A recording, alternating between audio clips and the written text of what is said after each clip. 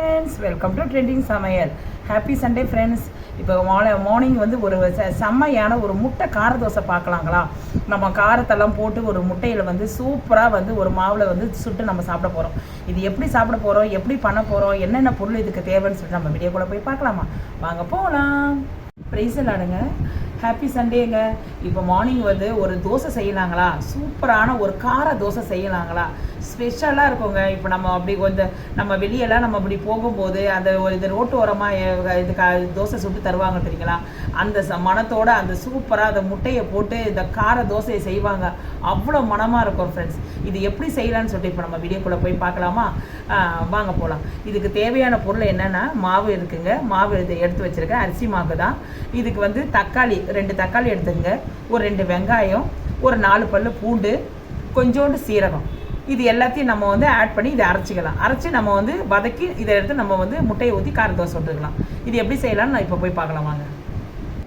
இப்போ நம்ம வெங்காயம் தக்காளியை வந்து நம்ம அரைச்சிக்கலாம் ஃப்ரெண்ட்ஸ். ஒரு மிக்சிங் பவுலில் வந்து நான் வந்து கொஞ்சம் வந்து ஒரு 4 காஞ்ச மிளகாவே தண்ணியில் ஒரு 2 நிமிஷத்துக்கு முன்னாடி ஊற வச்சுருக்கேன். ஊற வச்சு போட்டோன்னா அது நல்லாயிருக்கும். அந்த தண்ணி ஓகேங்க. நம்ம வந்து காஞ்ச மிளகாய் போட்டுட்டு அதுக்கப்புறம் வந்து நம்ம தக்காளி வெங்காயம் நம்ம அரிஞ்சு வச்சுருக்கோம் இல்லைங்களா, பூண்டு, அது எல்லாத்தையும் ஒன்று சேர்த்துருங்க.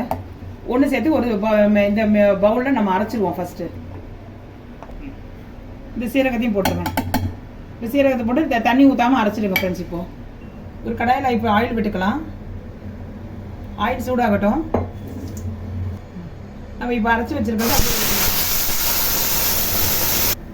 இப்படி அப்படியே கொஞ்சம் நல்லா பச்சை வாசம் போகிற வரைக்கும் நல்லா வதக்கிக்கலாம் ஃப்ரெண்ட்ஸ். இது வதக்கிட்டு ஒரு ஓரமாக வச்சுக்கலாம். அதுக்கப்புறம் நம்ம தோசையை ஊற்றிக்கலாம். இது வதக்கிடலாம். கொஞ்சம் வதக்கிட்டு அப்படியே கொஞ்சம் ஓரமாக இதை வச்சிடலாம்.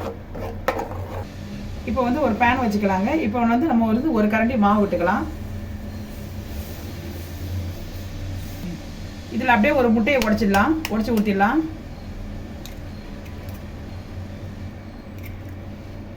அப்படியே நம்ம வந்து வதக்கி வச்சோம் இல்லைங்களா, அந்த வெங்காயம் தக்காளி அந்த கிரேவியை கொஞ்சம் போட்டுக்கலாம்.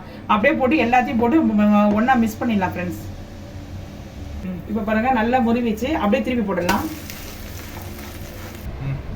ஓகே ஃப்ரெண்ட்ஸ், இப்போ சூப்பரான முட்டை கார தோசை ரெடி ஆயிடுச்சு.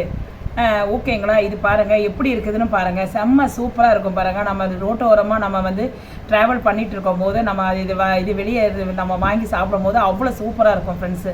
அதோட இயற்கை மனத்தோடு அதை நம்ம சாப்பிடும் போது இந்த மாதிரி சுட இந்த மாதிரி கார தோசை சாப்பிடும் போது இதோடைய மனமே தனியாக இருக்கும். இதுக்கு தகுந்த ஒரு தேங்காய் சட்னியை வாச்சுன்னா வேறு லெவல் போங்களேன். இதை நீங்கள் செஞ்சு பாருங்கள். செஞ்சு பார்த்துட்டு பாருங்கள் எப்படி இருக்குது பாருங்கள். எவ்வளோ சூப்பராக இருக்குது பாருங்கள். நல்லா இருக்கும். அருமையாக இருக்கும் ஃப்ரெண்ட்ஸ். இதை நீங்களும் செஞ்சு பாருங்கள். சாப்பிட்டு பார்த்துட்டு எப்படி இருக்குதுன்னு சொல்லிட்டு கமெண்ட்ஸில் சொல்லுங்கள். இது அப்படியே சும்மா சூப்பராக இது பாருங்கள். இப்படி பிச்சு நல்லா வந்து ஒரு கார சட்னியோடு வச்சு நல்லா இப்படி சாப்பிட்றதுக்கு அவ்வளோ அருமையாக இருக்கும் ஃப்ரெண்ட்ஸ். ஓகே ஃப்ரெண்ட்ஸ், நீங்களும் வந்து இந்த முட்டை கார தோசையை சாப்பிட்டு பார்த்துட்டு எப்படி இருக்குதுன்னு கமெண்ட் செக்ஷனில் சொல்லுங்கள். இந்த வீடியோ பிடிச்சிருந்தா லைக் பண்ணுங்கள், ஷேர் பண்ணுங்கள், சப்ஸ்கிரைப் பண்ணுங்கள். Okay friends. ஓகே தென் பாய்.